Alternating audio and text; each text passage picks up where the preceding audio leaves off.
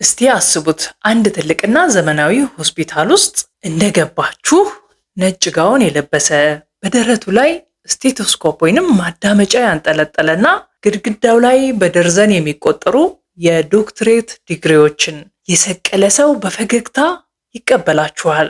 በበሽታችሁ ምክንያት ተስፋ ቆርጣችሁ እሱ ግን እጃችሁን ይዞ በፍጹም አትጨነቁ፣ እኔ ለበሽታችሁ ፍጹም መፍትሄ አለኝ ይላችኋል። ሙሉ በሙሉ ታምኑታላችሁ። ሕይወታችሁን በእጁ ላይ ትጥላላችሁ። ነገር ግን ያላወቃችሁት ነገር ያ ያመናችሁት ሰው የሕክምና ሳይንስን ለአንድ ቀንም ያልተማረ የእናንተ መሞት ምንም የማይመስለው በዓለማችን ላይ ካሉት ትልልቅ ነፍሰ ገዳዮች መካከል አንዱ ቢሆንስ? ያጠራጥራል አይደል? ይህ ዛሬ የምነግራችሁ ታሪክ በአንድ ሰው ስህተት የተደረገ ተራ ማጭበርበር አይደለም። በሚሊዮን የሚቆጠሩ ሰዎችን እያታለለ የራሱን የራዲዮ ጣቢያ ከፍቶ የራሱን ከተማ ገንብቶ ይህ ሳይበቃው ለአሜሪካ ክፍለ ሀገር ገዢነት እስከ መወዳደር የደረሰ በሺዎች የሚቆጠሩ ሰዎችን አካል ያጎደለና የገደለ የአንድ ሐሰተኛ ሐኪም እውነተኛ ታሪክ ነው።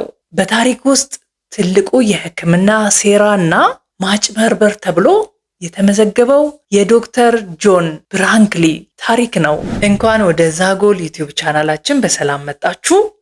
በዛሬው ታሪካችን ውስጥ የተሰወረውን የሰው ልጅን ስግብግብነትና የሕክምና ሳይንስን ጥቁር ጠባሳ በጥልቀት እንመለከታለን። ይህንን ቪዲዮ እስከ መጨረሻው ስትመለከቱ የምንኖረው በምን አይነት ዓለም ውስጥ ነው ብላችሁ ራሳችሁን ትጠይቃላችሁ። ቪዲዮውን ላይክ በማድረግ ይጀምሩ። ወደ ታሪኩ እንግባ። ታሪካችን የሚጀምረው እንደ ኤሮፓያን አቆጣጠር በ1910 አጋማሽ በአሜሪካ ካንሰስ ውስጥ ነው። ጆን ብራንክሊ የተባለ ሰው እጅግ በጣም ድሃ ነበር። ነገር ግን አንድ የሚገርም ተሰጥኦ ነበረው።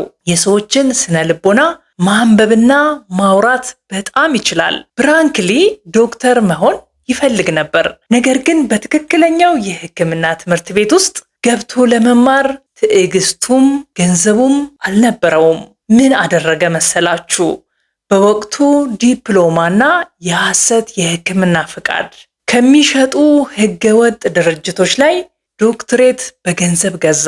በሰነዱም ላይ ዶክተር ተብሎ ተጻፈ። ብራንክሊ በአንዲት ትንሽ ከተማ ውስጥ ክሊኒክ ከፈተ። መጀመሪያ ላይ ተራ መድኃኒቶችን ይሸጥ ነበር። ነገር ግን አንድ ቀን አንድ ዕድሜው የገፋ ገበሬ ወደ ክሊኒኩ መጣ። ገበሬው የመውለድ ወይንም ኢንፈርቲሊቲ ችግር እንዳለበትና ተስፋ እንደቆረጠ ነገረው።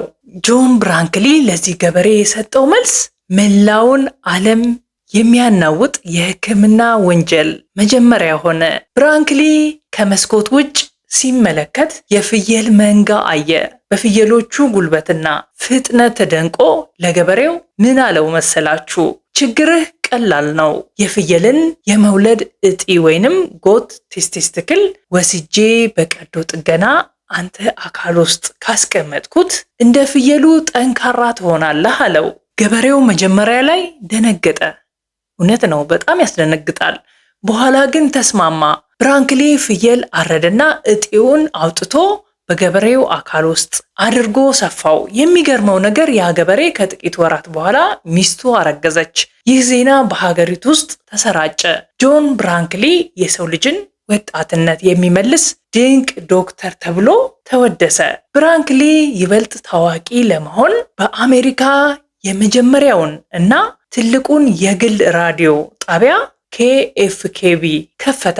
በእያንዳንዱ ቀዶ ጥገና $750 ይሰበስብ ነበር። ነገር ግን ከጀርባው የተደበቀው አስፈሪ ሚስጥር የፍየል አካልና የሰው አካል በፍጹም አይስማሙም፣ አይመሳሰሉም። የሰውነታችን የበሽታ መከላከል ስርዓት ወይንም ኢሚዩን ሲስተም ባዕድ የእንስሳ አካል ሲገባበት ከባድ ጦርነት ይከፍታል። ብዙም ሳይቆዩ የብራንክሊ ታካሚዎች በከፍተኛ ኢንፌክሽን መታመም ጀመሩ። ሰዎች በቀዶ ጥገናው አደጋ ላይ መሞት ጀመሩ። አንዳንዶቹ ወደ ቤታቸው ተመልሰው በሳምንት ውስጥ በጋንግሪን እየበሰበሱ ሞቱ። ብራንክሊ ግን ይህንን ምስጢር ለመሸፈን ከፍተኛ ገንዘብ ለፖሊስና ለጋዜጠኞች ይከፍል ነበር። ከ40 በላይ ሰዎች በዛው በራሱ ክሊኒክ ውስጥ በአጭር ጊዜ በዚህ ስግብግብ ባህሪውና ተግባሩ ምክንያት ሕይወታቸው አለፈ። የመጀመሪያው ታሪክ የድሮ ነው ካላችሁ ወደ ቅርብ ጊዜ እንምጣ። እንደ ኤሮፓያን አቆጣጠር በ2010 ወይንም በ2010 መጀመሪያ ላይ ክሪስቶፈር ደንች የተባለ ወጣትና የተከበረ የነርቭ ቀዶ ጥገና ሐኪም ወይንም ኒውሮሰርጅን በአሜሪካ ቴክሳስ ውስጥ ስራ ጀመረ። እጅግ በጣም ጥሩ የብቃት ማረጋገጫዎች ነበሩት። ነገር ግን ወደ ቀዶ ጥገና ክፍል በገባ ቁጥር የሚሰራቸው ነገሮች ማጭበርበር ብቻ ሳይሆኑ ፍጹም ጭካኔ የተሞላባቸው ነበሩ። ደንች በሽተኞችን ለቀዶ ጥገና ያዘጋጃል።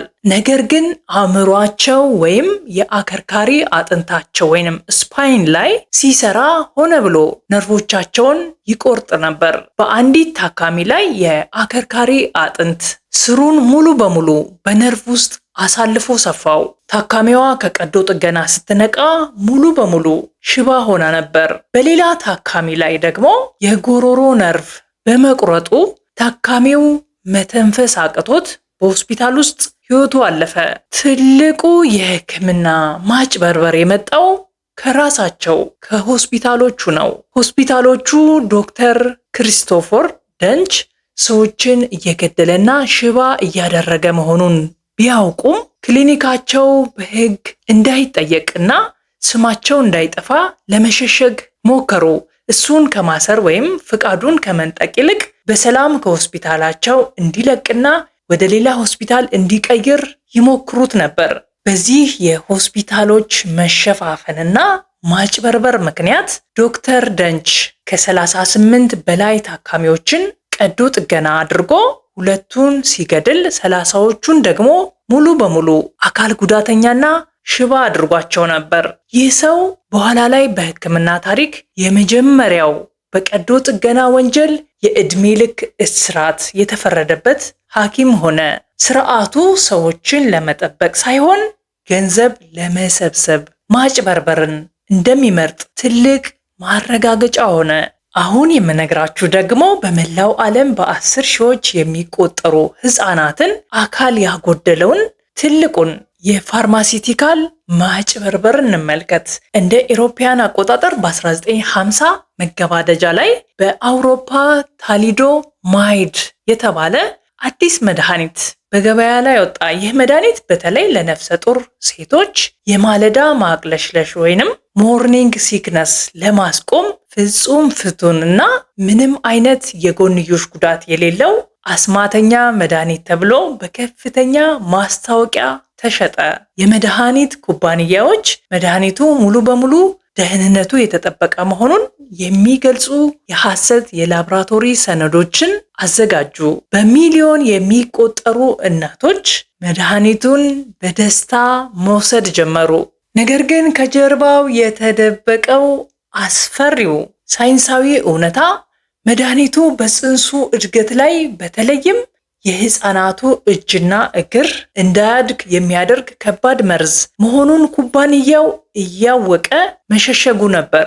ከጥቂት ወራት በኋላ በመላው ዓለም ከ10,000 እስከ 20,000 የሚጠጉ ሕፃናት እጅና እግር ሳይኖራቸው ወይም እጅግ በጣም አጫጭር ሆነው መወለድ ጀመሩ። ሆስፒታሎችና ሳይንቲስቶች ይህ ለምን እንደሆነ ማጣራት ጀመሩ። የመድኃኒት ኩባንያው ማጭበርበሩ እንዳይነቃበት መረጃውን ማጥፋትና ምርመራውን ማደናቀፍ ጀመረ። ይህ ማጭበርበር ከብዙ ዓመታት ትግል በኋላ ነው የተጋለጠው። በ10 ሺዎች የሚቆጠሩ እናቶችና ሕፃናት ሕይወት ሙሉ በሙሉ ተበላሸ። ይህ ክስተት በሕክምናው ዓለም ትልቅ ማስተማሪያ ቢሆንም ከጀርባው ያለው የድርጅቶች ስግብግብነት ምን ያህል አስፈሪ እንደሆነ ያሳያል። እነዚህ ሶስት ታሪኮች አንድ የሚያገናኛቸው ትልቅ እውነት አለ። ማጭበርበር፣ ሐሰተኛ ሰነድና ስግብግብነት በሕክምና ስም ሲገቡ ሰለባ የሚሆነው ምስኪኑ ሕዝብ ነው። ጆን ብራንክሊ በፍርድ ቤት ጥፋተኛ ተብሎ ንብረቱ ሙሉ በሙሉ ወድሞ በድህነት ሞቷል። ክሪስቶፈር ደንች በወህኒ ቤት ይገኛል። የታሊዶማይድ ኩባንያ በሚሊዮን የሚቆጠር ካሳ ከፍሏል። ነገር ግን የጠፋው የሰው ሕይወትና የጎደለው አካል በገንዘብ ሊመለስ አይችልም። በሕክምና ስም፣ በሳይንስ ስም ነጭ ጋውን የለበሰ ወይም ዲግሪ የያዘ ሁሉ ሕይወታችንን ሊያድን የመጣ ላይሆን ይችላል። ስግብግብነት በበዛበት ዓለም ውስጥ የራሳችንን ጤና በንቃት መጠበቅና መጠራጠር የእኛ ፈንታ ነው። እናንተስ ምን ትላላችሁ? ዛሬስ በሶሻል ሚዲያ ላይ እንደዚህ አይነት የሕክምና ማጭበርበሮች የሉም ትላላችሁ? የትኛው ታሪክ ይበልጥ አስደነገጣችሁ? ሐሳባችሁን ኮሜንት ላይ ጻፉልኝ።